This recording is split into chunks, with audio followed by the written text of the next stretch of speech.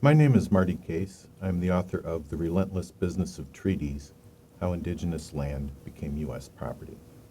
This video is an introduction to part one of the book, Speculators. The U.S. expanded very rapidly across the continent in its first 70 years. And there's a myth about why the expansion happened so frenetically. And that was there were so many people on the East Coast who wanted their own farm. The hero of the American myth is that hardy, individualistic pioneer who got 160 acres of land and pulled rocks out of a field and cut down forests to make farmland.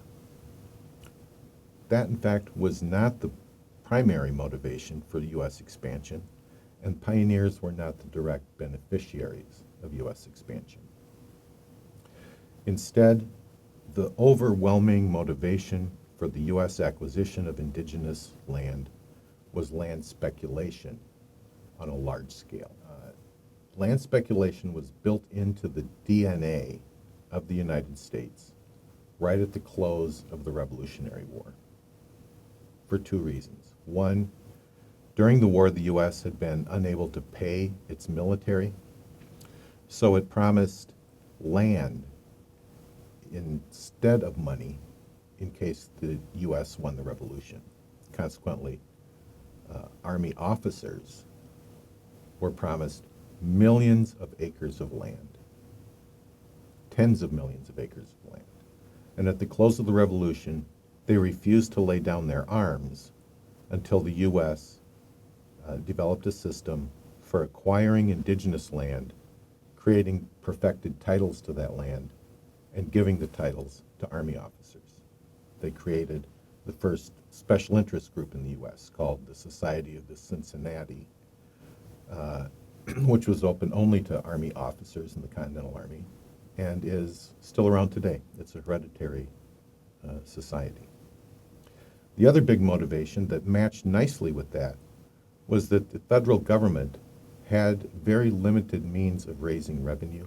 The states didn't trust the federal government to raise taxes, for instance. But what the government could do was acquire indigenous land and sell it. And that was pretty much the entire funding plan for the early federal government.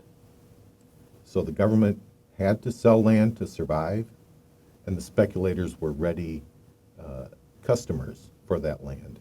They purchased it and were granted it in huge amounts. 30 million acres at a time, 20 million acres at a time. Between the Appalachians and the Mississippi River, 40% of the land was distributed in maybe 15 real estate deals. And the pioneer was the customer of the individual or corporation who had owned it. Consequently, there was large-scale fraud. At one point, the government of Georgia sold Alabama and Mississippi to 4 corporations.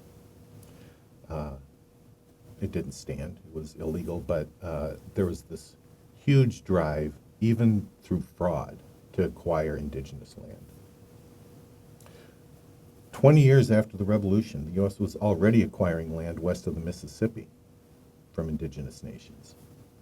But once you got to the Mississippi, it was pointless to own 1 million acres because everybody could own 1 million acres. There could be 500 people owning 1 million acres each in the Louisiana Purchase area.